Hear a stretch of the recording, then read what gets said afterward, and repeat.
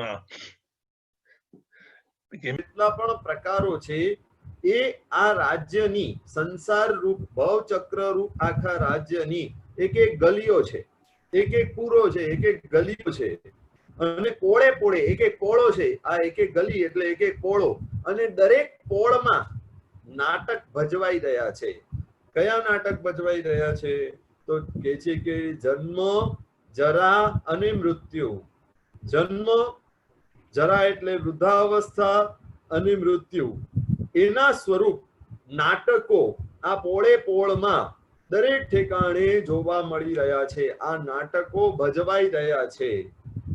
નાટકો જો ભજવાઈ રહ્યા છે તો નાટક એ સત્ય વસ્તુ છે કે માયા છે? ભાઈ, પિક્ચર જોઈએ, પિક્ચરમાં એટલા બધા ઇન્વોલ્વ થઈ જઈએ કે પિક્ચરના જે દ્રશ્યો છે, પિક્ચરના જે રાગ દ્વેષના દ્રશ્ય આવે એમાં આપણે ઇન્વોલ્વ થઈને આપણે ત્યાં રાગ અને દ્વેષ કરી બેસીએ છીએ.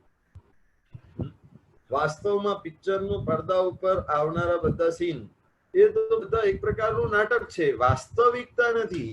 એ સીનની પાછળ, એ પડદાની પાછળ તો હીરો અને વિલન એક સાથે બેસીને ચા પીતા હોય, એમને કઈ એવી શત્રુતા નથી, પણ સ્ક્રીન ઉપર આ દ્રશ્ય એવા પ્રેઝન્ટ કરવામાં આવ્યા છે.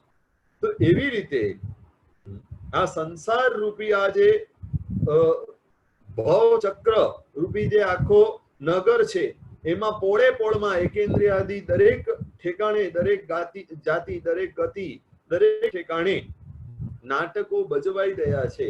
કયા નાટકો?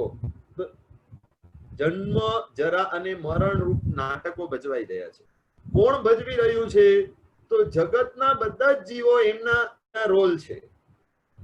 જગતના બધા જ જીવો એના રોલમાં છે. બધા પોતપોતાના રોલ પ્રમાણે નાટકોની અંદર પાર્ટિસિપેટ કરી રહ્યા છે. જન્મ, જરા અને મરણ રૂપ આ જીવન છે, એ જીવનમાં બધા પોતપોતાના રોલ પ્રમાણે પાર્ટિસિપેટ કરી રહ્યા છે. પોતપોતાનું રોલ ભજવી, આવી રોલ ભજવી અને નીકળી જઈ રહ્યા છે. તો જે વ્યક્તિ સમજે છે કે આ નાટક ચાલુ છે, આ નાટકમાં અલગ અલગ દ્રશ્ય દેખાઈ રહ્યા છે, અલગ અલગ લોકો અલગ અલગ રોલ ભજવી રહ્યા છે, પણ આ બધું જ વાસ્તવિક નથી. આ બધું વાસ્તવિક નથી. વાસ્તવિકતા કંઈક જુદી જ છે. આ જેને ખ્યાલ છે એ નાટકમાં મોહ પામતો નથી, નાટકમાં ઇન્વોલ્વ થતો નથી, નાટકમાં રાગ દ્વેષ રૂપી વિકલ્પો લાવતો નથી. એ વ્યક્તિ જેને આ બધું ખ્યાલ છે, જે જાગૃત છે, જે મોહ રહિત છે, એ વ્યક્તિ એ નાટકની અંદર ઇન્વોલ્વ થતો નથી. નાટક ભજવે છે ખરો, પણ એમાં એનું ઇન્વોલ્વમેન્ટ નથી, એમાં એનું એટેચમેન્ટ નથી, એટલે સહજ ભાવે પોતાનો રોલ ભજવીને નીકળી જાય છે. બાકી બીજી કોઈ પંચાયતમાં એ પડતો નથી. તો આ મોહ રહિત જે આત્મા હોય એ નાટક જુએ, જાણે, પોતે રોલ ભજવે, બધું જ કરે, પણ તે છતાં પણ અલિપ્ત ભાવે એ બધું કરતો હોય. જો તીર્થંકરો ને મહાપુરુષો બધા, એમણે બધા પોતપોતાના રોલ ભજવ્યા. એમના જન્મ થયા, એમનું જીવન ચાલ્યું, મૃત્યુ આવી, નિર્વાણ થયા, બધું થયું.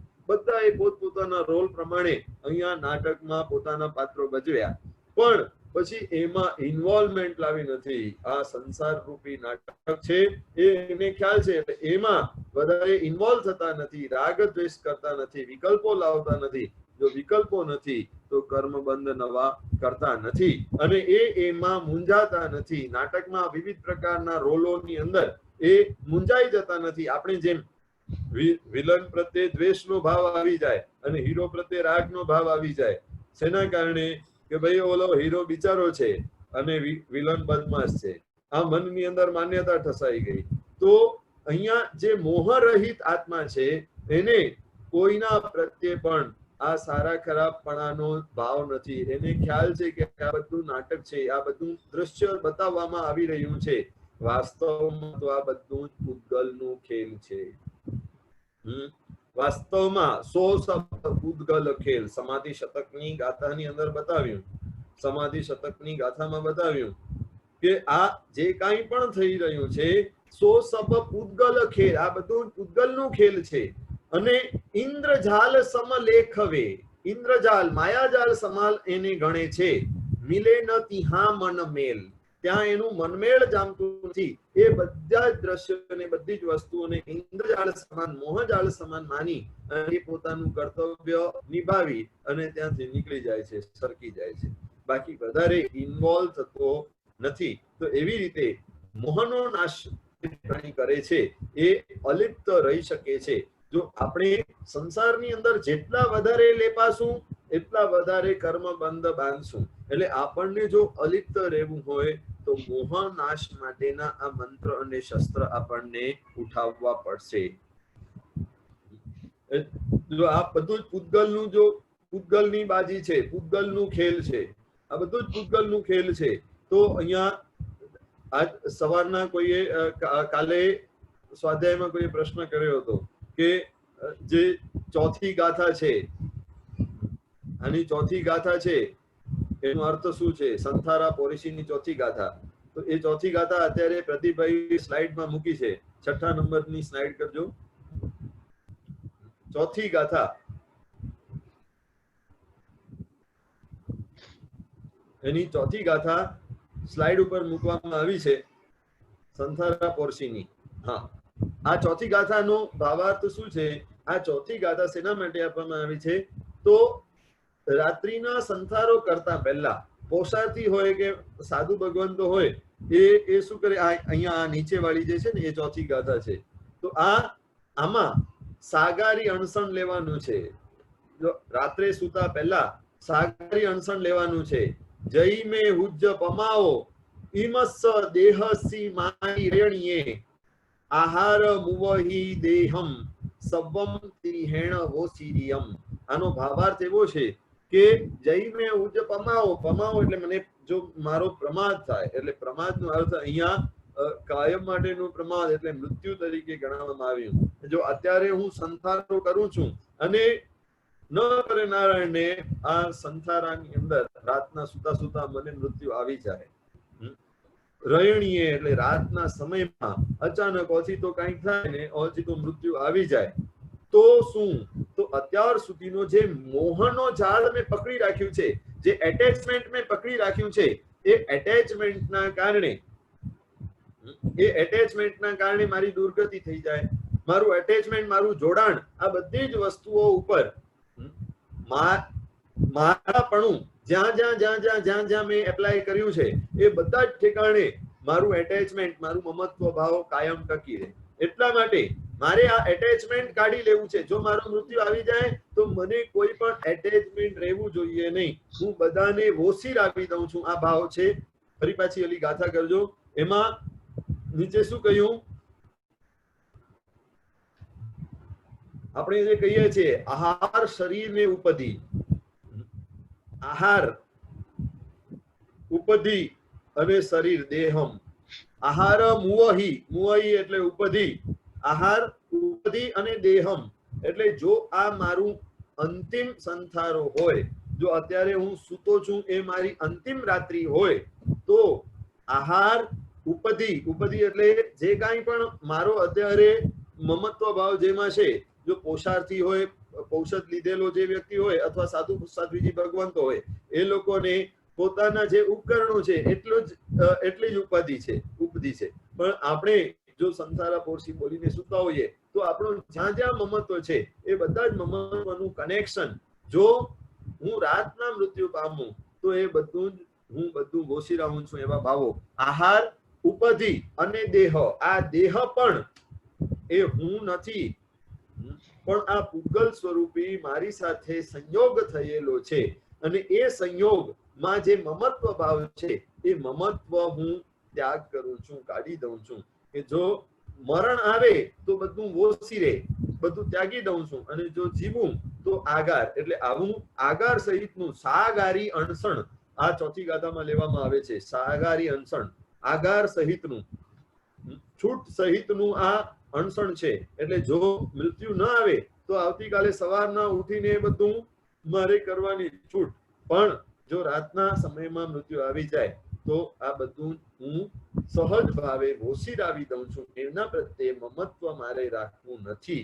આ ભાવો જો અનાદિ કાળથી આપણે અનંત ભવો કર્યા, અને એ અનંત ભવોમાં દરેક ભવોમાં આપણા શરીર પ્રત્યે અને શરીર સાથે જોડાયેલા બધા જ વ્યક્તિઓ અને વસ્તુઓ સાથેનું આપણું મમત્વ, આપણું જોડાણ, આપણું એટેચમેન્ટ આમને આમ રહી ગયેલું છે.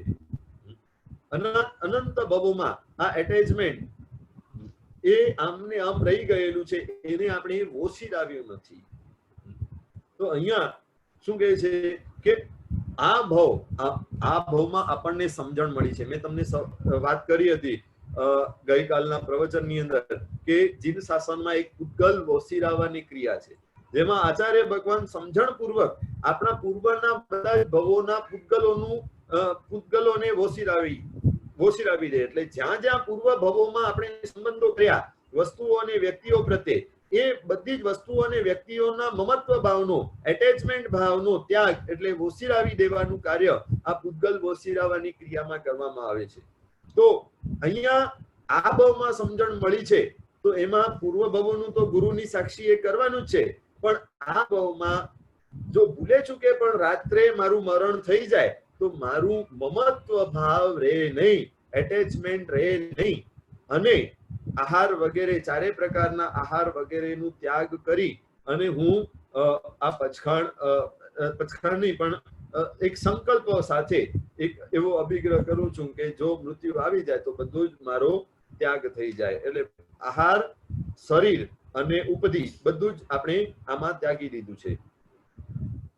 તો આ સાગારી અણસણ લેવાની વાત છે, તો એ પણ મોહ ત્યાગ માટે, મોહના ત્યાગ માટે અત્યંત આવશ્યક ગણાયું છે. એટલે અત્યંત મહત્વનું છે કે આહારમાં મમત્વ છે, શરીરમાં મમત્વ છે, પદાર્થોમાં મમત્વ છે, એ બધું જ મમત્વ આપણને કાઢવા માટે આ બધી એક એક ગાથાઓ, જો આ સંથારા પોરીસીની ગાથાઓ ઇન્ડિવિજ્યુઅલ નથી, આમ તો કોઈ આગળના ગ્રંથોમાંથી કે આગમોમાંથી આવું પચખાણ કે એવા ગ્રંથોમાંથી આ ગાથાઓ ઉદ્ધરવામાં આવી છે, આ ગાથાઓ લેવામાં આવી છે. તો શાસ્ત્ર સાક્ષીએ જે ઉત્કૃષ્ટ એવી વાતો આપણા મોહના નાશ માટેની આવે છે, એ આ સંથારા પોરશીની અંદર ખૂબ જ સુંદર મજાનો સ્વાધ્યાય આપણો થઈ શકે છે. તો રાત્રે સુતા પહેલા સંથારા પોરશી એ ઉત્કૃષ્ટ શ્રાવકનું કર્તવ્ય ગણાય છે. મોહ ત્યાગના અષ્ટકની અંદર આપણે આગળ વધીએ તો એની પાછળની સ્લાઇડ આપણે જોશું. એમાં 5મી ગાથામાં શું કહે છે? મોહ ત્યાગમાં મહોપાધ્યાયજી ભગવાન આપણને કહે છે, વિકલ્પ ચષકઈ રાતમાં. એના પછીની સ્લાઇડ કરજો, 6ઠી સ્લાઇડ કરજો.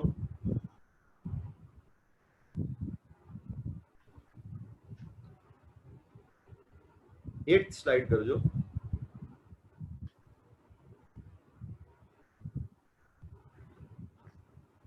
આમાં જો 5મી કડીની અંદર 5મી ગાથામાં શું કહેવામાં આવ્યું છે? મોહ ત્યાગ અષ્ટકની 5મી ગાથા, એની અંદર શું કહેવામાં આવ્યું છે? જોજો, વિકલ્પ ચષકૈરાત્મા પીત મોહાસવો યયમ ભવોચ્ચાતાલ મુત્તાલ પ્રપંચ મદિતિષ્ઠતિ.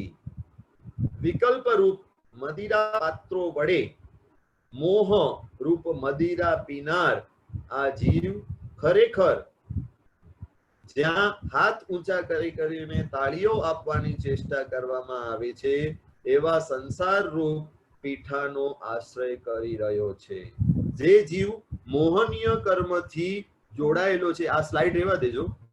જે જીવ મોહનીય કર્મથી લેપાયેલો છે, એના માટે શું વાત કરી? મોહ એ મદિરા સમાન છે. મોહ એ દારૂ સમાન છે, મદિરા સમાન છે. દારૂ શું કામ કરે? એ આત્માને એ વ્યક્તિને નશો આપી દે, નશામાં લઈ જાય, અને એ નશામાં એ વ્યક્તિ પોતાનું ભાન ભૂલી જાય છે. તો અહીંયા મહાપુરુષો શું કે છે? મહોપાધ્યાયજી ભગવાન શું કહે છે કે આપણે મોહરૂપ મદિરા, મોહરૂપ દારૂ આપણે પી રહ્યા છીએ. આ જીવ મોહરૂપ મદિરા વાપરી રહ્યો છે. કેવા પાત્રની અંદર? વિકલ્પ રૂપ પાત્રોની અંદર. વિકલ્પ એટલે જે વિકલ્પો રાગ અને દ્વેષ રૂપ વિકલ્પો છે એ વિકલ્પો રૂપ પાત્રમાં આપણે મદિરા એકદમ ટેસ્ટ પૂર્વક વાપરી રહ્યા છીએ અને એના કારણે આપણું ભાન ભૂલી રહ્યા છીએ. મદિરા વાપરતા વાપરતા જે વ્યક્તિ જેમ પોતાનું ભાન ભૂલે, વિવેક ભૂલી જાય, મદિરા વાપરે, મદિરા કયા પ્રકારની ને આવે આપણને વધારે આઈડિયા નથી, ખબર નથી, પણ જે ઓલી હાઈ ક્વોલિટીની આવે છે ને એમાં લોકોને ગેન ને આ ને તે બધું ભાન ભૂલાવવાનું ને એ બધું થતું નહીં હોય, પણ જે હલકી કક્ષાની દારૂ વગેરે આવે એ પીને પછી તો અહીંયા જો ઇન્ડિયામાં જોવામાં આવે તો લોકો રસ્તા ઉપર પડ્યા હોય, એ બધી જ ભાન ભૂલી ગયા હોય, પોતાનું ઘર-બાર ભૂલી ગયા હોય, પોતાનું નામ ભૂલી ગયા હોય, પોતાની બધી જંજાળો ભૂલી ગયા હોય અને પોતાના બધા દુઃખો પણ ભૂલી ગયા હોય છે. તો આ મોહ મદિરા પીનાર, મોહરૂપી મદિરા પીનાર જીવ એ બધી જ ભાન ભૂલી જાય છે. હું આત્મા છું, હું આ શરીર નથી, હું અનાદિકાળથી ભવ ભ્રમણ કરી રહ્યો છું, મારે કર્મનો નાશ કરીને મોક્ષમાં જવાનું છે. આ બધી જ વાતો આપણને ખબર હોવા છતાં પણ મોહરૂપી મદિરા પી લેવાના કારણે અત્યારે એ બધી જ ભાન આપણી ભૂલાઈ ગયેલી છે. બધો જ વિવેક આપણો ભૂલાઈ ગયેલો છે. મોહના કારણે વિવેક ભૂલાઈ જાય, મોહનીયોના કારણે બધો જ વિવેક ભૂલાઈ જાય છે. અને વિવેક ભૂલાય, ભાન ભૂલાય તો પછી અવિવેક સંપન્ન વ્યક્તિ જેવી તેવી કુપ્રવૃત્તિ કર્યા કરે અને એ કુપ્રવૃત્તિના કારણે નવા કર્મ બંધો કર્યા કરે. અહીંયા મોહથી યુક્ત વ્યક્તિ પણ એવી રીતે ભાન ભૂલી ગઈ છે. જે પણ વ્યક્તિ, આપણે બધા જ મોહના કારણે લેપાયેલા છીએ, તો આ મોહરૂપી મદિરા પી અને વિવેક ભૂલી ગયા છીએ. એટલે આ મારું છે, આ મારું છે, આ મારું છે, આ ધન મારું છે, સંપત્તિ મારી છે, પુત્ર મારો છે, પરિવાર મારો છે, આ બધું મારું મારું મારું મારું કરીને આપણે મદ સંપન્ન, ગર્વ સંપન્ન બની રહ્યા છીએ અને એમાં આસક્ત બની રહ્યા છીએ. વાસ્તવમાં આપણે આપણો વિવેક ચૂકી ગયા છીએ. અને અહીંયા શું કે છે કે એવા સંસાર રૂપ પીઠાનો આપણે આશ્રય લીધો છે. દારૂનો જે પીઠો છે, દારૂનો પીઠો એટલે દારૂ પીવાનો કે દારૂ વેચવાનો જે સ્થાન હોય એ દારૂનો પીઠો, એ કોણ છે? તો આ સંસાર છે. આ આખો સંસાર એ દારૂનો પીઠો છે. આખા સંસારમાં મોહ સિવાય બીજું કાંઈ મળતું નથી. આ સંસારમાં મોહનીય સિવાય, મોહ સિવાય બીજું કાંઈ પણ મળવાનું નથી. મોહ ત્યાગની વાત સંસારમાં મળવાની છે કે પરમાત્માની પાસે જ મળવાની છે? પરમાત્માના આગમોમાં, પરમાત્માના વચનોની અંદર જ મોહ ત્યાગની વાત મળશે. બીજે ક્યાંય પણ સંસારમાં તમે જાઓ, મોહ બુદ્ધિનું, આસક્તિનું, ભોગ વિલાસનું, મોજ મજાનું, ખાવા પીવાનું, હરવા ફરવાનું, આ જ બધું આપણને આ સંસારમાં મળવાનું છે. એટલે સંસાર તો આ દારૂ વેચવાનો પીઠો છે.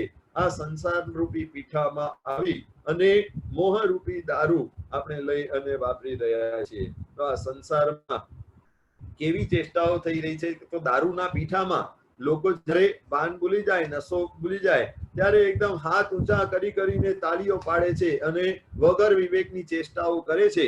એવી રીતે આ સંસારમાં જીવો પોતાના મદમાં આવી પોતાનું હું શેઠ છું, હું સાહુકાર છું, હું આવો છું, હું તેવો છું, આ બધા જ વિકલ્પો લાવી અને પોતે ગર્વ, માન, માયા, ક્રોધ વગેરેની અંદર એ એટલો બધો આસક્ત બને છે. એટલે વાસ્તવમાં મોહ મળવાનું ક્યાં છે? તો આ સંસારમાં મળવાનું છે. સંસાર એ પીઠો છે, મોહ એ મદિરા છે અને વિકલ્પ એ પાત્ર છે. વિકલ્પ રૂપી પાત્રમાં મદિરા ઠાલવી અને આપણે એકદમ ટેસ્ટથી વાપરીએ છીએ. સંસાર એ મદિરા પાનનો પીઠો છે, મોહ મદિરા છે, વિકલ્પ એ મદિરા પાનનું પાત્ર છે અને આપણે એને એકદમ સહજ રીતે અને ટેસ્ટ પૂર્વક આ મોહ રૂપી મદિરા વાપરી રહ્યા છીએ. મજા આવે છે, મજા આવે છે, મજા આવે છે. આ સંસાર ભોગવવામાં મજા આવે છે, આ સંબંધો વધારવામાં મજા આવે છે, વસ્તુઓ નવી નવી ખરીદવામાં મજા આવે છે, એ નવી નવી વસ્તુઓને ભોગવવામાં મજા આવે છે અને એ નવી નવી વસ્તુઓમાં આસક્ત બનવામાં મજા આવી રહી છે. આ બધી જ મજા આવી રહી છે એ બતાવે છે કે આપણે આપણો વિવેક ચૂક્યા છીએ. વિવેક ચૂક્યા છીએ. વિવેક જો હોય તો ખ્યાલ હોય કે આ તો બધું પૂગલ સ્વરૂપી છે. એ પૂગલના આધારે મને મજા આવે કે મારી મજા મારી અંદર જ હોય. મહોપાધ્યાયજી ભગવંત આપણને સમજાવે છે કે અનંત આનંદ તારી અંદર છે. તું આ બધા વિકલ્પોમાં શું આનંદ માણી રહ્યો છે? વિકલ્પોમાં આનંદ માણવું એટલે વિવેક ભાન વગેરે બધું જ ભૂલી અને મદિરા પીધેલા લોકો જે મદિરાના પીઠા પાસે આવીને જોર જોરથી તાળીઓ પાડીને પોતાનો વિવેક ભૂલીને જેવી તેવી ચેષ્ટાઓ કરે છે, તેમ હે આત્મા તું શુદ્ધ છે, તું બુદ્ધ છે, તું નિરંજન છે, તું નિરાકાર છે, તું પરમાત્મા જેવો જ છે. પણ આ સંસારમાં આવી અને આવી મદિરા મોહરૂપી મદિરા પી અને તું તારો વિવેક ચૂકી ગયો છે, તું તારું ભાન ભૂલી ગયો છે. એટલે તું કસાયો અને વિકલ્પો ને આ ને તેમ બધું જ કરી અને નવા કર્મો બાંધી અને પાછો આ સંસારમાં જ ડૂબવાનો પ્રયત્ન કરે છે. જ્યારે તને સમજણ આવે, જ્યારે તને ભાન આવે, ત્યારે તું વાતો તો બહુ મોક્ષમાં જવાની કરે છે. શું થાય છે ભાઈ? તું દેરાસરમાં આવે ત્યારે તો તું મોક્ષમાં જવાની વાત કરે છે. જ્યારે તું મોક્ષમાં આવે, દેરાસરમાં આવે ત્યારે તો ભગવાનને તું કહે છે આપો આપો ને મહારાજ અમને મોક્ષ સુખ આપો. પછી દેરાસર થી બહાર ગયા પછી તને મોક્ષ યાદ આવે છે ભાઈ? તો નથી આવતો. તું આજ સંસાર રૂપી મદિરા પીઠાનો આશ્રય લઈ અને મદિરા ટેસ્ટ પૂર્વક વાપરી આ મોહમાં જ તું મૂંઝાઈ રહ્યો છે. એટલે મહાપુરુષો આપણને વારંવાર આવા કટુ મદિરા જેવા એક્ઝામ્પલ્સ આપી, આવા કટુ એક્ઝામ્પલ્સ આપી અને આપણને સમજાવી રહ્યા છે કે આ મોહરૂપી પીઠા, મોહના પીઠા, મદિરા રૂપી પીઠાનો આશ્રય લેવા જેવો નથી. વહેલી તકે આપણને આ પીઠામાંથી છુટકારો મેળવી અને આપણને મોક્ષ ભેગા થવાની જરૂર છે. વહેલામાં વહેલી તકે આપણને મોક્ષમાં જવાની જરૂર છે. પણ આપણને ક્યાં ગાય છે મોક્ષમાં જવાની? આપણને મોક્ષમાં જવાની ગાય ખરી કે નથી? કે ધર્મ કરીએ છીએ એનાથી જલ્દીમાં જલ્દી મોક્ષે પહોંચવું છે કે પછી હજી આ સંસાર ભોગવીને મજા કરીને પછી મોક્ષ ક્યાં ભાગી જાય છે? સંસાર બધું ભોગવી લેવા દો, મોજ મજા કરી લેવા દો અને પછી મોક્ષ ક્યાં ભાગી જવાનું છે? મોક્ષ તો વહેલો કે મોડો મળશે. ભવી છીએ આપણે ભવી જીવ છે ને, ભવી જીવ છે. વહેલા મોડા ક્યારે મોક્ષમાં જશું? ક્યાં થાય છે?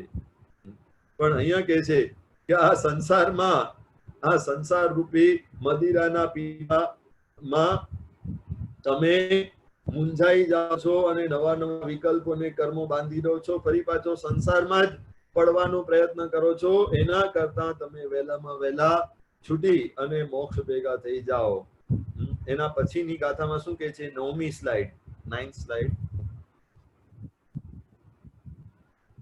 6ઠ્ઠી ગાથામાં આપણને શું સમજાવ્યું? નિર્મલમ સ્ફટિકસ્યૈવ સહજમ રૂપમાત્મન અધ્યસ્તોપાધિ સંબંધો જડસ્તત્ર વિમુહ્યતિ. આત્માનું સ્વાભાવિક સિદ્ધ સ્વરૂપ સ્ફટિક જેવું નિર્મળ છે. તેમાં ઉપાધિનો સંબંધ આરોપીને અવિવેકી જીવ એમાં મૂંઝાય છે. મહોપાધ્યાયજી મહારાજાએ આ જ વાત પોતાના એક સ્તવનની અંદર કરી છે. પોતાનું એક સ્તવન લખ્યું છે એમણે. સિમંદર સ્વામીને સ્તવન લખ્યું છે, 125 ગાથાનું સ્તવન. સિમંદર સ્વામીની આગળ પોતાની બધી હૈયાવરાળ ઠાલવી છે. અહીંયા અત્યારે આ શું ઘટનાઓ ઘટી રહી છે, આજથી 300-350 વર્ષ પહેલાની ઘટનાઓ છે, પણ આજના કાળને એકદમ અનુરૂપ બેસે એવી ઘટનાઓ ત્યારે પણ ઘટતી હતી અને એ બધું જોઈને એમને દુઃખ લાગે છે. એ ઘટનાઓ કોની આગળ કેવી એ એમને આશ્ચર્ય થાય છે. એટલે અહીંયા સિમંદર સ્વામીનું સ્તવન એમણે બનાવ્યું છે 125 ગાથાનું, અને એની અંદર આ વાત એમણે કરી છે. જેમ નિર્મળતા રે રતન સ્ફટિક તણી એમ તે જીવ સ્વભાવ. શું કહ્યું છે? રતન સ્ફટિકની જે નિર્મળતા છે, સ્ફટિક રત્નની જે નિર્મળતા છે એવી જ નિર્મળતા તારા આત્માની છે. એવો જ નિર્મળ, એવો જ ચોખ્ખો, એવો જ શુદ્ધ તારો આત્મા છે. તેજી વીરે ધર્મ પ્રકાશીયો પ્રબળ કસાય અભાવ શ્રી સિમંદર સાહિબ સાંભળો. તારું ધર્મ, તારું સ્વભાવ, તારું આત્માનો જે મૂળભૂત સ્વભાવ છે એ જ તારું સાચું ધર્મ છે. આપણે ધર્મ ક્યાં ગોતવા જઈએ છીએ? બહાર ગોતવા જઈએ છીએ. ભાઈ ચૈત્યવંદન કર્યું, પૂજા કરી, સામાયિક કરી, પ્રતિક્રમણ કર્યું એટલે મારું ધર્મ થઈ ગયું. ધર્મ આપણે પ્રવૃત્તિમાં માન્યું. વાસ્તવમાં પ્રવૃત્તિમાં ધર્મ નથી, એ ધર્મનું સાધન છે.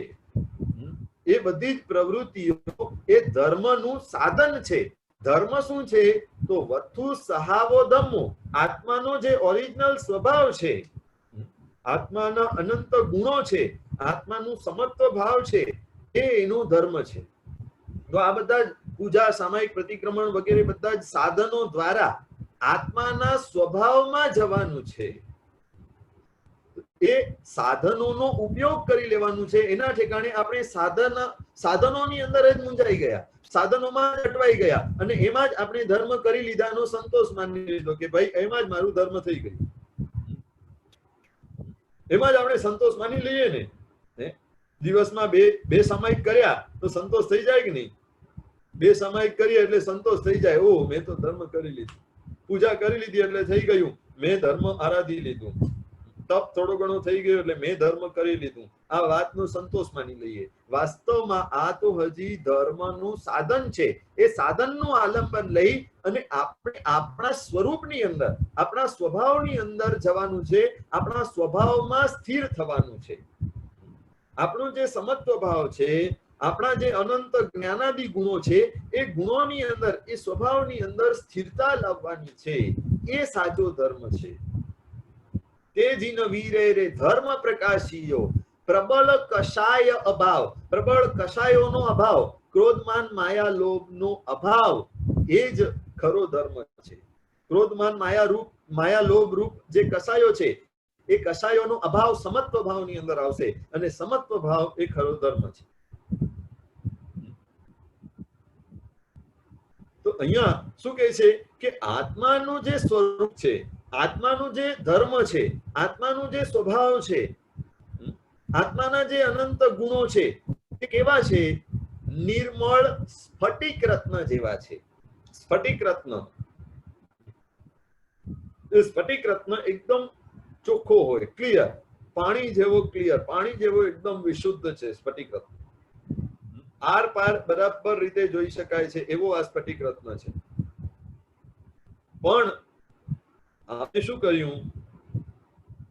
એ સ્ફટિક રત્નના સંયોગમાં કોઈ વસ્તુ આવી અને એ વસ્તુના કારણે સ્ફટિક રત્નને કલર માં આપણે જોયું તો આપણે માન્યું કે આ સ્ફટિક આ કલરનો છે. શું કહ્યું છે?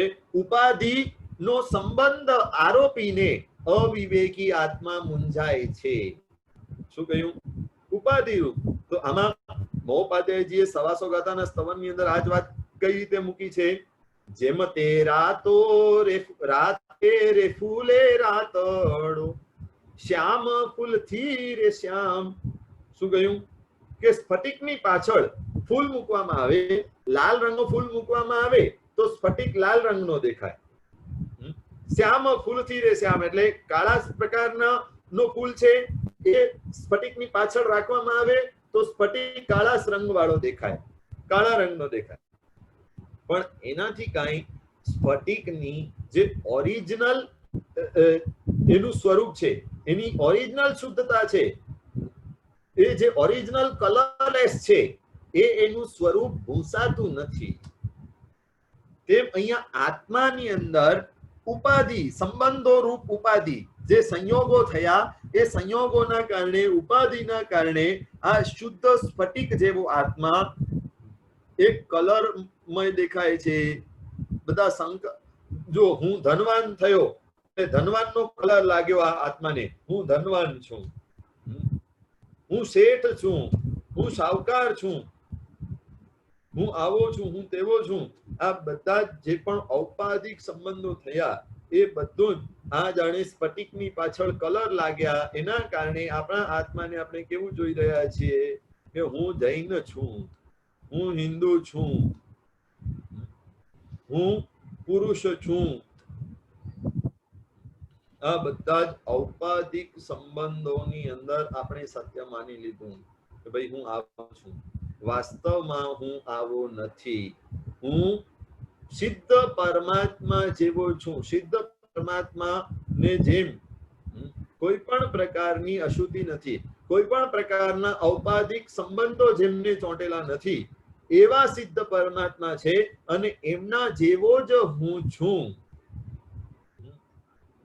મારું સ્વરૂપ એમના કરતા જરા પણ જુદો નથી. આ વાત મારી ખ્યાલમાં લાવવાની છે. તો શું કહ્યું ઓલી ગાથાની અંદર? નિર્મલમ સ્ફટિકસ્યૈવ સહજમ રૂપમ આત્મનામ. આત્મનો આત્માનું રૂપ કેવું છે? નિર્મળ સ્ફટિક રત્ન જેવું છે, શુદ્ધ એવા સ્ફટિક રત્ન જેવું છે.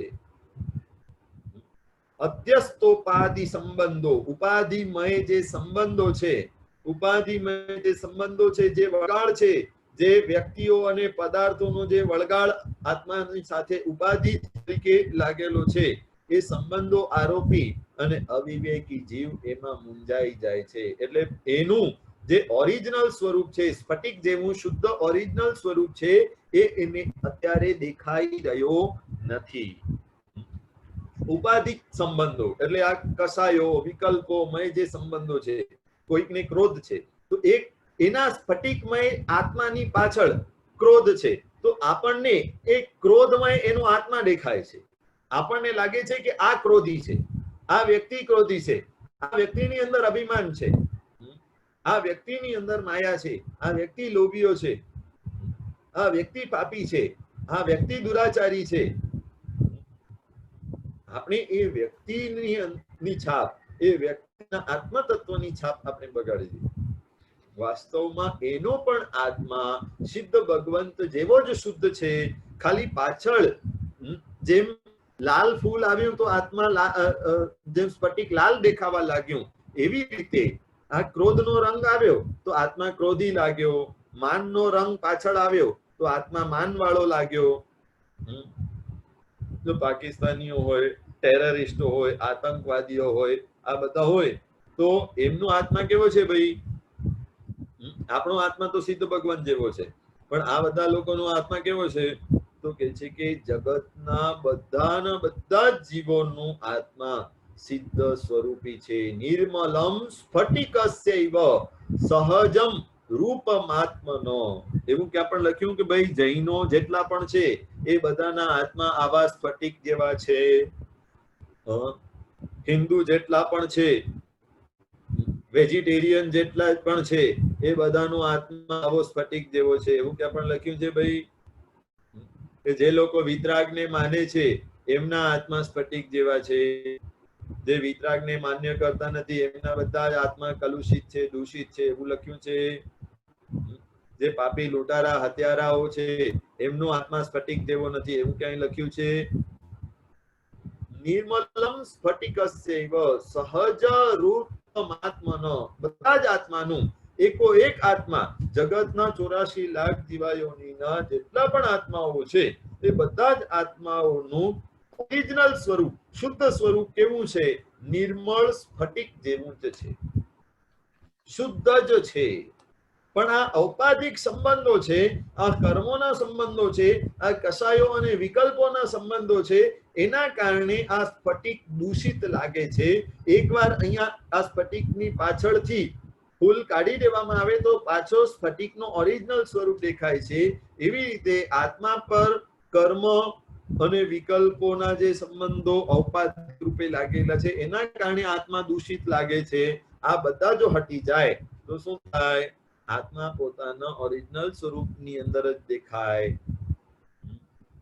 જો એક સોનાની ગીની એક છોકરાને મળી અને એ છોકરો એની સાથે રમતા રમતા એ ગીનીને કીચડમાં ફેંકી દે છે. કીચડની અંદર ફેંકી દીધી અને એ ગીની કીચડમય બની ગઈ. એ ગીનીમાં કીચડ ચોંટી ગઈ કીચડ ચોંટી ગઈ છે તો છોકરો કહે છે એને ફેંકી દો, એ ગંદી થઈ ગઈ છે, એ કીચડ વાળી થઈ ગઈ છે, એને ફેંકી દો. એના પપ્પા મમ્મી કહે કે ભાઈ એને ફેંકાય નહીં, આ તો મૂલ્યવાન વસ્તુ છે, એને કીચડમાંથી કાઢી અને પાણીથી ધોઈ નાખો. પાણીથી ધોઈ નાખવામાં આવે, એની ઉપરથી બધી જ કીચડ નીકળી જાય તો પાછી એ સોનાની ઘીની એના ઓરિજિનલ સ્વરૂપની અંદર ચળકાટ કરવા લાગે. એવી જ રીતે આપણા આત્માનું છે. આપણો આત્મા પરમાત્મા જેવો શુદ્ધ છે, સોના જેવો સ્પષ્ટ છે, શુદ્ધ છે, તેજોમય છે. પણ આ સંસાર રૂપી કીચડ, સંસાર જે મોહનો પીઠો બતાવ્યો, મોહરૂપી દારૂનો પીઠો, આ કીચડ, એની અંદર જીવ પડ્યો છે એટલા માટે કીચડ વાળો થઈ ગયો, કીચડ વાળો દેખાઈ રહ્યો છે. કામ શું કરવાનું છે ભાઈ? પાણી લઈ, શુદ્ધ ઉપયોગનું પાણી લઈ અને એનાથી પોતાના આત્માને નવડાવી દેવાનું છે. ભગવાનનું પક્ષાલ ઘણું બધું કર્યું ને, દરરોજ પરમાત્માના પક્ષાલ કરીએ, પણ જો આત્માનું પક્ષાલ નહીં કરીએ નહીં ચાલે. અત્યારે તો મોકો મળ્યો છે, અત્યારે એવો અવસર મળ્યો છે. આપણે આપણા બધાના જીવનની અંદર આ ગોલ્ડન પીરિયડ છે. ગોલ્ડન પીરિયડ કહી શકાય કે મેં ક્યાંક વાંચેલું, જયારે લોકડાઉન ને બધું શરૂ થયું ને ત્યારે જ વાંચેલું, when you cannot go outside, go inside. કે હવે બહાર જવામાંથી નિવૃત્તિ મળી છે તો અંદર જવાની પ્રવૃત્તિ કરવાની છે. પરમાત્માનું અભિષેક કરવા માટે જઈ શકતા નથી તો એટલી આપણને ફુરસત મળી છે કે પરમાત્માનું અભિષેક નથી કરી શકતા તો આપણા આત્માનું અભિષેક અહીંયા ઘરે બેઠા બેઠા કરીએ. પણ આપણને પ્રવૃત્તિ ગમે છે, કાંઈ પણ પ્રવૃત્તિ કરવા આપી દો, ઘરે પણ તમે ભગવાન આપી દો ને અષ્ટપ્રકારી પૂજાના દ્રવ્યો આપી દો તો હોશે હોશે ભગવાનની અષ્ટપ્રકારી પૂજા ઘરે બેઠા બેઠા પણ કરી લેશો. પણ આ તમે આત્માની વાત કરો એ નહીં ચાલે. આત્માની વાતો કરો એ અમને મજા નથી આવતી, બહુ હાઈ લેવલની લાગે છે. પણ આ આત્માની વાત કર્યા સિવાય ઉદ્ધાર જ નથી. પરમાત્માની પ્રતિમા, પરમાત્માની પૂજા, પરમાત્માની અષ્ટપ્રકારી પૂજા એ બધું જ આત્માને પામવા માટેનું સાધન છે. એ સાધનમાં અટકી જવાનું નથી. એ સાધનોમાં અટકી ગયા અને જે સાધ્ય છે, જે મેળવવાનું છે, જે આત્માની નિર્મળતા પ્રગટ કરવાની છે, પામવાની છે, એ તો આપણે પ્રાપ્ત કરી જ નહીં. તો અહીંયા શું કે છે? નિર્મળ જે સ્ફટિક છે એના સ્વરૂપ જે આત્મા છે એનું ઓરિજિનલ સ્વરૂપ આપણને પાછો પ્રગટ કરવાનું છે. ઔપાધિક સંબંધોના કારણે ઉપાધિમય જે કલુષિત આ સ્વરૂપ અત્યારે દેખાઈ રહ્યું છે એને ધોઈ કરી અને સ્વચ્છ કરીને નિર્મળ પાછો સ્ફટિકમય એનું શુદ્ધ સ્વરૂપ આપણને પ્રગટાવવાનું છે. આ કાર્ય આપણને અવશ્ય કરવાનું છે. એના પછીની ગાથામાં શું કહે છે? 7મી ગાથામાં 7મી ગાથામાં શું કહ્યું? અનારોપ સુખમ મોહ ત્યાગાદનુભવન્નપી આરોપ પ્રિય લોકેશુ વક્તુ આશ્ચર્યવાન ભવેત. મોહના ત્યાગથી, ક્ષયોપશમથી, આરોપ રહિત સ્વભાવનું સુખ યોગી અનુભવતા હોવા છતાં પણ જૂઠું જેમને પ્રિય છે, અનારોપિત આરોપ રહિત સુખમાં જે યોગીઓ ડૂબેલા છે એ પોતાનું સુખ અનુભવ પોતે કરી રહ્યા છે, પણ જેને આરોપિત સુખ જ ગમી રહ્યું છે એવા લોકોને એ સુખાનુભવ કહેતા આશ્ચર્ય વાળો થાય છે. એવી સુંદર મજાની વાત કરી કે મોહના ત્યાગથી, એટલે મોહના ક્ષય અથવા ક્ષયોપશમ, એવા જે વ્યક્તિઓ છે, મોહનો જેમણે ક્ષય કરી દીધો છે, સંપૂર્ણ રીતે નાશ કરી દીધો છે અથવા ક્ષયોપશમ કરી દીધો છે, એવા વ્યક્તિઓ આરોપ રહિત સ્વભાવનું સુખ યોગી અનુભવી રહ્યા છે. આરોપ રહિત સુખ, આરોપ રહિત સુખ એટલે પદાર્થના આધાર વગરનો સુખ. આ યોગીઓને પોતાનું સ્વાભાવિક સુખ અનુભવનમાં આવી રહ્યું છે. આપણું સુખ કેવું છે કે પદાર્થના આધારે મળનારું સુખ છે. જ્યારે સિદ્ધ ભગવંતોનું, અરિહંત પરમાત્માઓનું, આ બધા મહાપુરુષોનું સુખ કેવું છે તો એમને પોતાનું સ્વાભાવિક સુખ અનુભવનમાં છે. સ્વાભાવિક સુખ, આરોપિત સુખ નહીં કે મને મારી ફેવરેટ વસ્તુ ખાવા મળી જાય તો હું સુખી, તો મને મજા આવે, નહીં તો મજા ન આવે. મને મારા મનગમતા વસ્ત્ર વગેરે, અલંકારો વગેરે બધું જ મળી જાય, મારે મારું મનગમતું અનુકૂળ જે પણ હોય એનો સંયોગ થઈ જાય અને પ્રતિકૂળ જે પણ હોય એનો વિયોગ થઈ જાય તો એમાં મને મજા આવે, એમાં મને આનંદ આવે. આ આરોપિત સુખ મહાપુરુષોને નથી. સિદ્ધ ભગવંતોને, અરિહંત પરમાત્માઓને, આવા બધા મહાપુરુષોને આવો આરોપિત સુખ નથી. જ્યારે આપણે બધાને, સંસારી જીવોને આવો આરોપિત સુખ છે તો એ પૂજ્યો, એ મહાપુરુષો, મહાત્માઓ એમના પોતાના સુખનું એ લોકો વર્ણન કરી શકતા નથી. કારણ કે આરોપ વગરનું સુખ કેવું છે? નોપમેયમ, એની ઉપમા આપી શકાતી નથી. વર્ણનાતીતમ, વર્ણનાતીત છે અને ઉપમાતીત છે.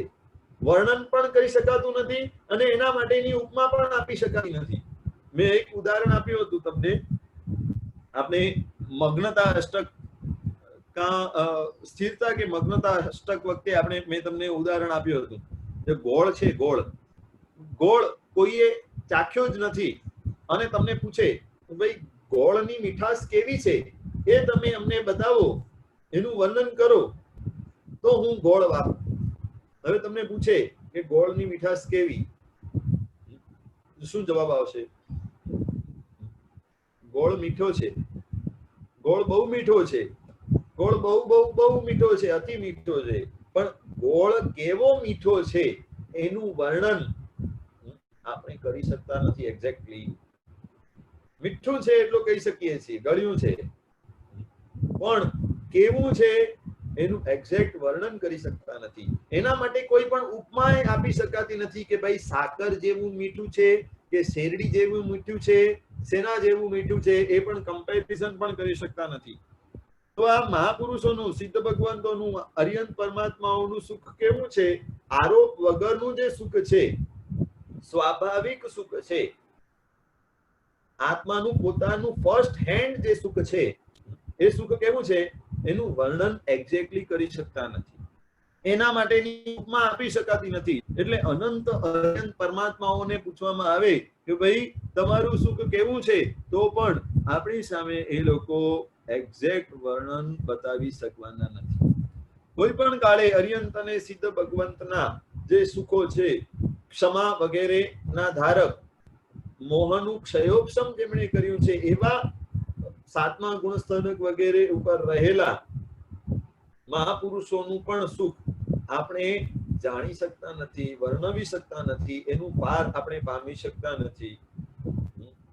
એટલે અહીંયા શું કે છે કે આવું સુખ, સ્વાભાવિક સુખ જે માણી રહ્યા છે, જે અનુભવી રહ્યા છે, એવા મહાપુરુષો આપણા જેવાને પોતાનું સુખ કેવી રીતે વર્ણવવું એના માટે આશ્ચર્ય પામે છે. આ લોકોને શું મોક્ષના સુખની વાત બતાવો. ભગવાનને આશ્ચર્ય લાગતું હશે, સંવત્સરણમાં બેસતા હશે ને ત્યારે આશ્ચર્ય લાગતું હશે કે ભાઈ આ લોકોને સિદ્ધના સુખની શું વાત કરું. કે ભાઈ જેને 1 કરોડ રૂપિયા મળી જાય, કરોડ મળી જાય એટલે આનંદ મળી જાય, કે નવી ગાડી મળી જાય એમાં હરખાઈ જાય, અને સંપત્તિ થોડીક વધારે મળી જાય એમાં આનંદ પામી જાય, એવા લોકોને મોક્ષના સુખની હું શું વાત કરું. એમને આશ્ચર્ય લાગે છે. કેવું સુખ, ત્યાં કેવું સુખ છે. મેં તમને કહ્યું હતું ને કે એક સામાયિકમાં કેટલું લાભ, તો 1 લાખ ખાંડી સોના મોહરો એનું કોઈ દાન કરે, 1 લાખ કાંડી સોનું કોઈ દાન કરે અને એને જેટલું પુણ્ય બંધાય એટલું પુણ્ય એક સામાયિક કરવાથી થાય. પણ આપણી નજર સામાયિક તરફ કે સોના તરફ? સામાયિક પછી 1 ગ્રામ સોનાના ગિનીની પ્રભાવના થવાની હોય તો આપણી દ્રષ્ટિ, આપણું ચિત્ત સામાયિકમાં લાગે કે ઓલી પ્રભાવનામાં લાગે? આગળથી જાહેરાત કરી દેવામાં આવી હોય તો શું થાય? ને અત્યારે આવી રીતે થઈ રહ્યું છે. ધર્મ એ પુણ્યની લાલચ દ્વારા જ કરાવવામાં આવી રહ્યું છે. કોઈ મહાત્માએ મને કહેલું કે ભાઈ એક ઠેકાણે ઉપદાન કરાવવામાં આવ્યું અને ફોર્મ વધારે આવ્યા નહોતા ને, તો એ લોકોએ જાહેરાત શું કરાવી? ભાઈ ઉપદાનની માળ જે અહીંયા પહેરશે, અહીંયા જે ઉપદાનની માળ પહેરશે એને સોનાની ગીની આપવામાં આવશે, સોનાની ચેનથી એનું બહુમાન કરવામાં આવશે, એને સમેત શિખરની યાત્રા કરાવવામાં આવશે. તો આ લાલચ આપીને ધર્મ કરાવવાનો પ્રયત્ન કરાવવામાં આવ્યું. ધર્મ શું કહે છે? લાલચનું ત્યાગ કરવાનું છે, મોહનો ત્યાગ કરવાનું છે, આ બધું મમત્વ કાઢવાનું છે અને એ જ બધું મમત્વ ભેગું કરાવીને ધર્મ કરાય છે. ભગવાન મહાવીરના સિદ્ધાંતોને આખું શીર્ષાસન કરી દીધું છે. અત્યારે કેવી હાલત થઈ ગઈ છે? જો ભગવાન મહાવીરે પરિગ્રહને પાપ બતાવ્યું કે પુણ્ય બતાવ્યું? પરિગ્રહને પાપનું સ્થાનક બતાવ્યું કે પુણ્ય બતાવ્યું? 18 પાપ સ્થાનકની અંદર 5મે પરિગ્રહ, પરિગ્રહને પાપ બતાવવામાં આવ્યું. અત્યારના સમયની અંદર જેની પાસે વધારે પરિગ્રહ હોય એને પાપી માનવામાં આવે કે પુણ્યશાળી માનવામાં આવે?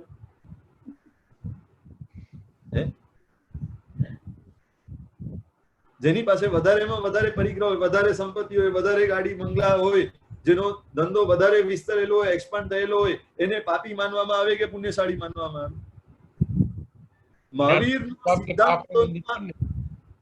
મહાવીરના સિદ્ધાંતોનું આ શીર્ષાસન છે. ભગવાનના શાસનની અંદર ભૌતિક સુખોને કોઈ પણ સ્થાન હતું જ નહીં.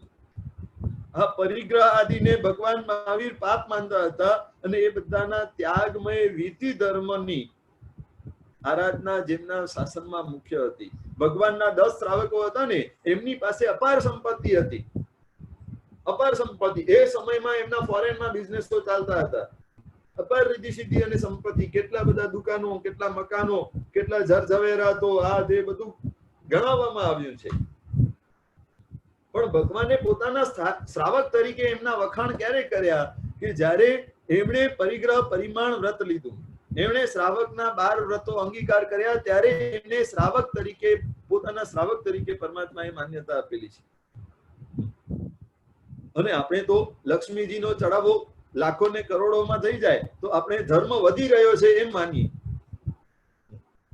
ભાઈ ગયા વર્ષ કરતા આ વર્ષે ચડાવો વધ્યો તો ધર્મ વધી રહ્યો છે, ધર્મ પ્રગતિ થઈ રહી છે. પૈસાથી ધર્મ થતો નથી, અંતઃકરણથી ધર્મ થાય છે. અંતઃકરણથી જ ધર્મ થવાનું છે. અહીંયા શું કહે છે? આ બધા જ પૈસા વગેરે બધું જ આરોપિત સુખ છે, આરોપિત સુખ છે, પદાર્થ આધારિત સુખ છે. અને મહાપુરુષોને નજરમાં આ સુખની ફૂટી કોડીની કિંમત નથી. ભગવાનની નજરમાં આ બધા જ પદાર્થ જન્ય સુખોની કોઈ પણ કિંમત નથી. અને એટલે આપણે જો આવા સુખોની અંદર જ સુખ બુદ્ધિ કરી રહ્યા છીએ તો ભગવાન આપણને પોતાનું જે સુખ છે, પોતાનું જે શાશ્વત સુખ છે, પોતાનું જે અવ્યાપાદ સુખ છે, પોતાનું જે ક્ષણે ક્ષણે વધનારું સુખ છે, એ સુખનું વર્ણન કરવા માટે વિચાર કરે છે. કેવી રીતે હું વર્ણન? આ જ વાત અહીંયા બતાવી છે 7મી ગાથામાં. વક્તુમ આશ્ચર્યવાન ભવે. શું કહ્યું? આશ્ચર્ય લાગે છે એમને. વક્તુમ એટલે બોલવામાં, એમને બતાવવામાં આશ્ચર્ય લાગે છે કે કેવી રીતે અમે સમજાવીએ. આ મહાપુરુષોને જે મોહના ત્યાગી છે એવા મહાત્માઓને, મહાપુરુષોને, મોહથી યુક્ત એવા જીવોને ઉપદેશ આપવા માટે આશ્ચર્ય લાગે છે. 7મી ગાથામાં આ વાત બતાવવામાં આવી. અને આ અષ્ટકની છેલ્લી ગાથા 8મી ગાથામાં શું કહે છે એ જોઈશું. 10મી સ્લાઇડ કરજો. यश्चित दर्पण 10મી સ્લાઇડ यश्चित दर्पण विन्यस्त स्म साचार चारुधि क्व नाम स परद्रव्ये नुपयोगी निमुह्यति। जे ज्ञान रूपी दर्पण में स्थापन करेल समस्त ज्ञानादि 5 आचार वडे सुंदर बुद्धि वाळो छे ते योगी अनुपयोगी एवा परद्रव्य में शू मूंझाय। जे ज्ञान रूपी दर्पण में પોતાનું સ્વરૂપ જોઈ રહ્યો છે, જે જ્ઞાન રૂપી દર્પણમાં જે સમ્યક જ્ઞાન, જે વિશિષ્ટ જ્ઞાન, જે અનુભવ જ્ઞાન, એ જ્ઞાન કેવું હોવું જોઈએ એનું વર્ણન પાછળના અષ્ટકમાં આવશે। પણ આ જે શુદ્ધ જ્ઞાન છે, પોતાના શુદ્ધ વિશુદ્ધ જ્ઞાનની અંદર પોતાનું સ્વરૂપ જોઈ રહ્યો છે। પરમાત્માના દર્શન કરે તો પણ એને પોતાનું સ્વરૂપ દેખાય, પરમાત્માની આ બધી વાતો ભણે તો એને એની અંદર પણ પોતાનું સ્વરૂપ દેખાય। તો એ સ્વરૂપ જે જોઈ રહ્યો છે, એ સ્વરૂપની અંદર એ શું જોઈ રહ્યો છે?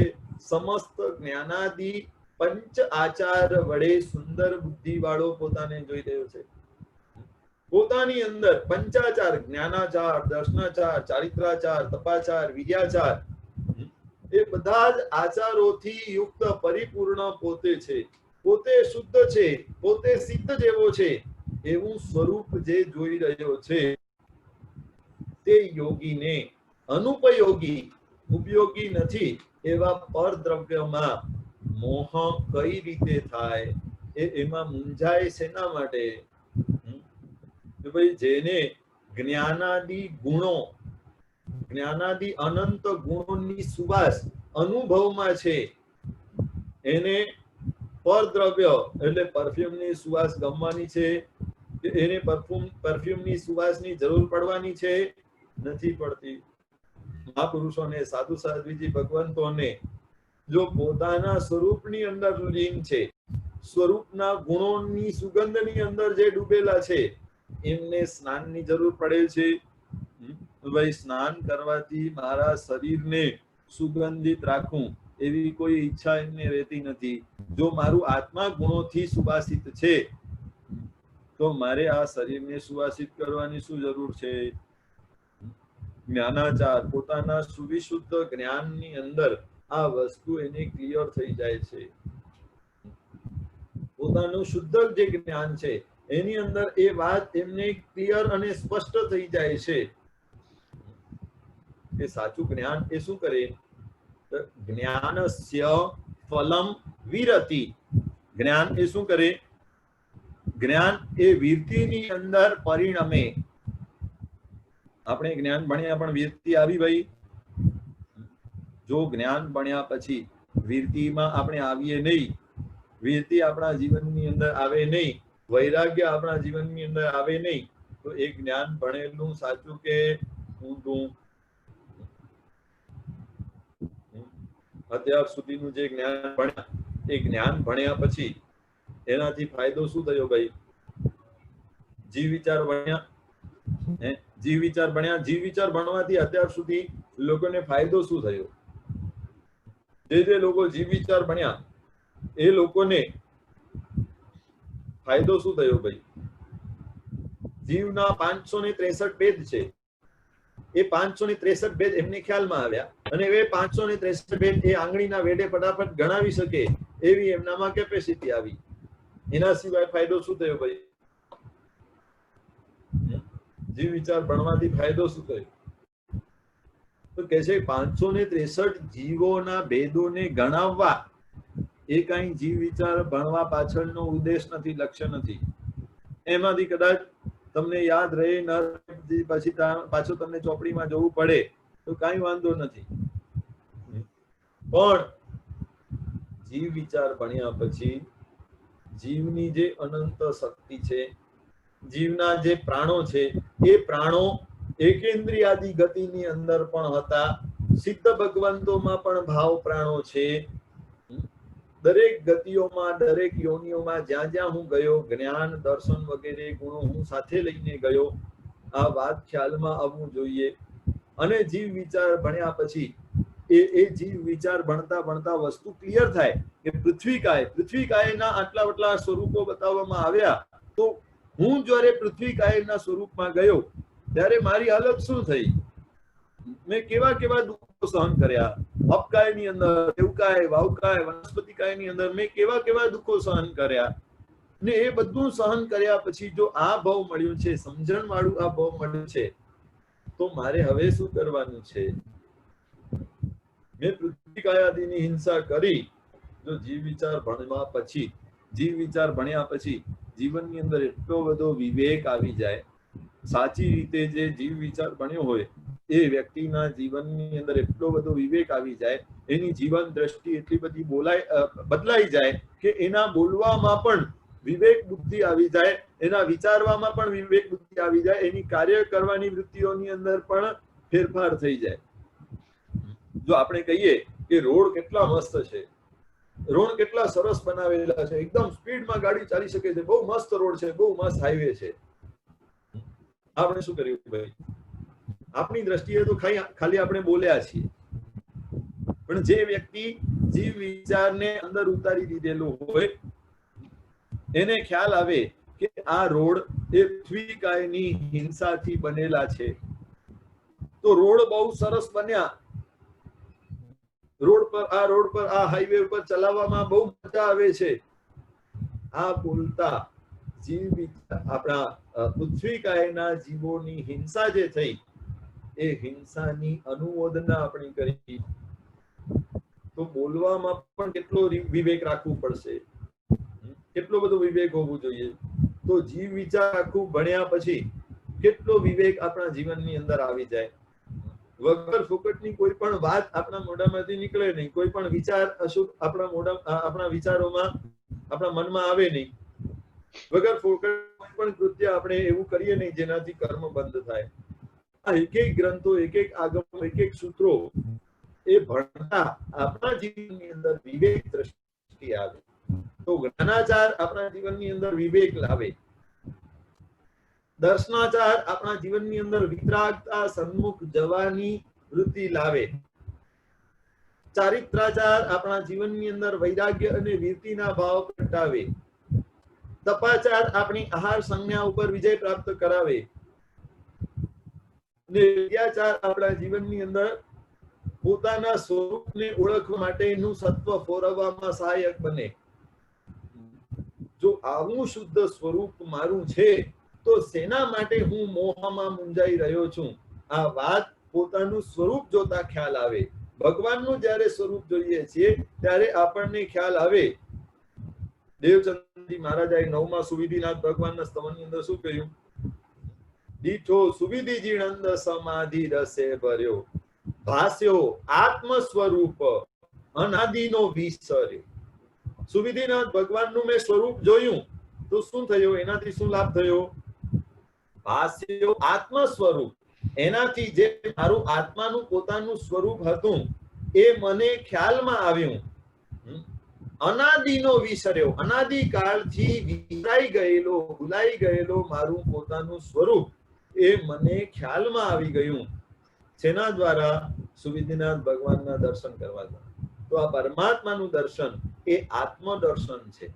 જીન દર્શન એ નિજ દર્શન કરાવનારું હોવું જોઈએ. તો જે વ્યક્તિ મોહથી મુક્ત છે, યશ્ચિત દર્પણ વિનશ્યત, જે પોતાના જ્ઞાન રૂપી, પોતાના શુદ્ધ જ્ઞાન, કેવળ જ્ઞાન રૂપી, જે પોતાના વિતરાગતા સ્વરૂપ, પરમાત્મા સ્વરૂપની અંદર પોતાનું મૂળ સ્વરૂપ, શુદ્ધ સ્વરૂપ જોઈ રહ્યો છે, એવો વ્યક્તિ પર દ્રવ્યની અંદર ક્યારે પણ મૂંઝાતો નથી. એટલે જો પોતાના જ્ઞાનની અંદર, પોતાના આનંદની અંદર, પોતાના ગુણોની અંદર, પોતાના સ્વરૂપની અંદર જો લીન થવામાં આવે, જો અંતર્મુખ થવામાં આવે, જો અંદર ઉતરવામાં આવે, તો બહારના પદાર્થો આપણને મૂંઝવતા નથી. તો બહારના પદાર્થો આપણને રાગ દ્વેષમાં લઈ જતા નથી. તો બહારના પદાર્થો આપણને કર્મબંધ કરાવતા નથી. એટલે અંતર્મુખ થતાની સાથે બહારના પદાર્થો સાથેનો સંયોગ ભલે થાય, પણ મમત્વ ભાવ, એટેચમેન્ટ રહે નહીં. એ જેવી રીતે પરમાત્માએ જીવન જીવ્યું છે એવી રીતે પદાર્થોને ભોગવે છે તે છતાં પણ નિર્લેપ રહી શકે છે. આવી સ્થિતિને જો પામવી હોય તો મોહનીય ઉપર વિજય પ્રાપ્ત કરવું પડશે, અને એ મોહનીય ઉપર વિજય પ્રાપ્ત કરવા માટે શું કરવું પડશે એ આપણને મહોપાધ્યાયજીએ ખૂબ જ સરસ રીતે સમજાવ્યું. કેવો મંત્ર રટવું પડશે અને કેવા શસ્ત્રો આપણને હાથમાં લેવા પડશે એ આપણને ખૂબ જ સરસ રીતે મહોપાધ્યાયજીએ સમજાવી દીધું હતું.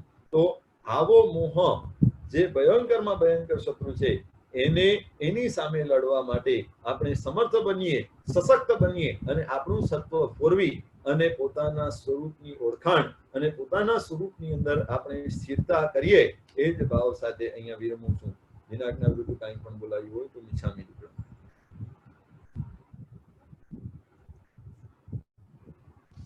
જયેન્દ્ર એવરીવન, જે કોઈ ભાઈ બહેનોને ક્વેશ્ચન હોય તો આપણી જોડે ફ્યુ મિનિટ્સનો ટાઈમ છે, તો આપણને શ્રણિકભાઈ એ આન્સર આપશે. જો તમે રેઇઝ હેન્ડ કરો અથવા ચેટની અંદર લખો તો એના આન્સર ડેફિનેટલી આપણે ક્વેશ્ચન પૂછીને એ કરી લઈશું.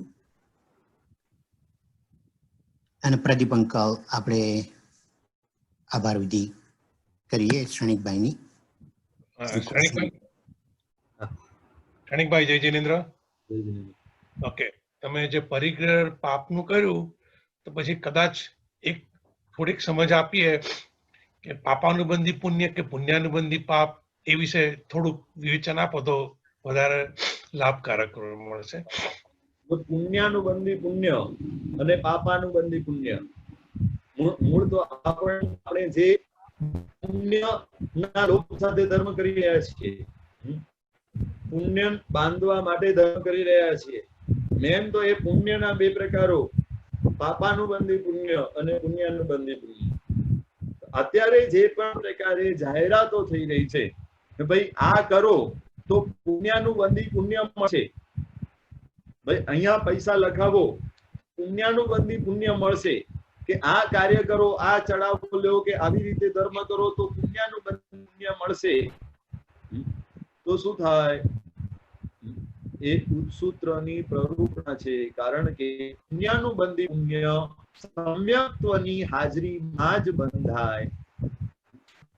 સમ્યક્ત્વની હાજરી હોય તો જ પુણ્યાનુબંધી પુણ્ય બંધાય. જો સમ્યક્ત્વની હાજરી નથી તો પુણ્યાનુબંધી પુણ્ય બંધાતું નથી. પાપાનુબંધી પુણ્ય બંધાય છે. એ બંધાયેલું પુણ્ય ભવિષ્યમાં જો પાપ બંધાવનારું છે તો એ પણ આપણા માટે હેય છે. એવું પુણ્ય આપણને જોઈતું નથી. આપણને એવું પુણ્ય જોઈએ છે કે તે ઉદયમાં આવે ત્યારે આપણને કર્મ નિર્જરા પ્રદાન, આપણા આત્માની પ્રગતિ કરાવે એવું પુણ્યાનુબંધી પુણ્ય જોઈએ છે. પુણ્યાનુબંધી પુણ્ય શું? એ પુણ્ય જ્યારે ઉદયમાં આવે ત્યારે નવું પુણ્ય બંધાવે. અથવા કર્મોની નિર્જરા, જો કર્મોની નિર્જરા થાય ને એને ભાવ પુણ્ય કહેવામાં આવે છે. કર્મોની નિર્જરાને ભાવ પુણ્ય કહેવામાં આવ્યું છે. તો કર્મોની નિર્જરા કરાવે એ લક્ષ્ય મુખ્ય છે. એ જ લક્ષ્ય મુખ્ય હોવું જોઈએ.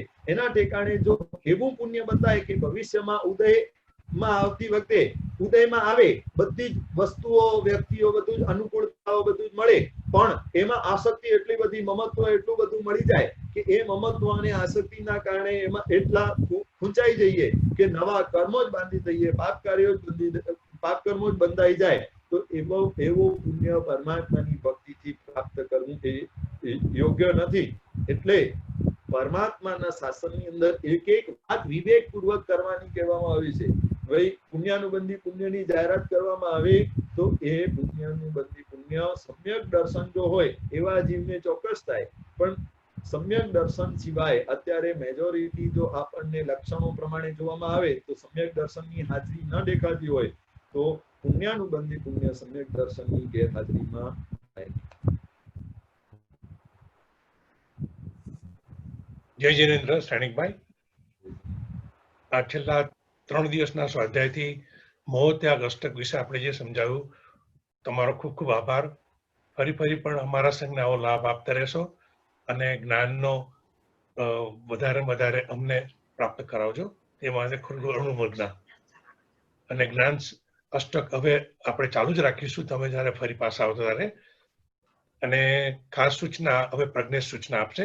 જય જિનેન્દ્ર, પ્રણામ. જયેન્દ્ર અગેન શ્રણિકભાઈ, આ જે ચાર લેક્ચર આપ્યા એ બદલ ખૂબ ખૂબ ધન્યવાદ. અમારે સંઘની રિક્વેસ્ટને આદર કરી અને તમે આજે પ્રિપેર કરીને અમને લેક્ચર આપ્યા, ખૂબ ખૂબ ધન્યવાદ. આજે સાંજે સમૂહ આરતી 8 વાગે થશે, એટલે બધા પ્લીઝ આપણા ઝૂમની અંદર સમૂહ આરતીની અંદર જોઈન થઈ શકશો. અને અગેન આપણા જે રિસાઇડિંગ એમ્પ્લોઈઝ હતા એ બધા સુખ સાતામાં છે, બધા ઘરે ક્વોરન્ટીન થઈ રહ્યા છે. આપણે લોકડાઉનમાં છીએ, એ લોકો ક્વોરન્ટીનની અંદર છે, એટલે એ બધા પૂજારીઝ ઘરે જ છે, એટલે ચિંતા કરવાની કોઈ જરૂર નથી. અને સાંજે સમૂહ આરતીની અંદર મળીએ આપણે. અને જયેન્દ્ર, સ્ટે સેફ.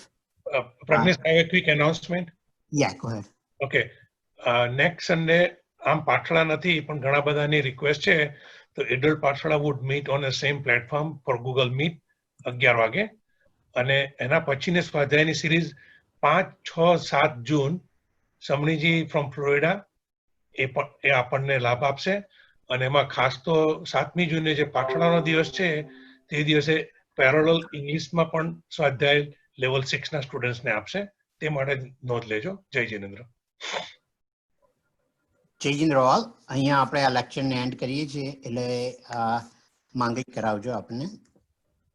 સર્ગાક્ષયમ યંતિ ચિત્યંતે વિઘ્નવલ્લય મનઃ પ્રસન્નતા મેતિ પૂજ્યમાને જીનેશ્વરે શિવમસ્તુ સર્વજગત પરૈતદિરતા ભવન્તુ ભૂતગણ દોષાઃ પ્રયાન્તુ નાસં સર્વત્ર સુખી ભવતુ લોકઃ સર્વમંગલમાંગલ્યં સર્વકલ્યાણકારણં પ્રધાનમ સર્વધર્માણાં Jainam Jayanti શાસનમ. Thank you all. Stay safe. And we'll see you at Samooh Aarti at 8 o'clock. Jai Indra, everyone.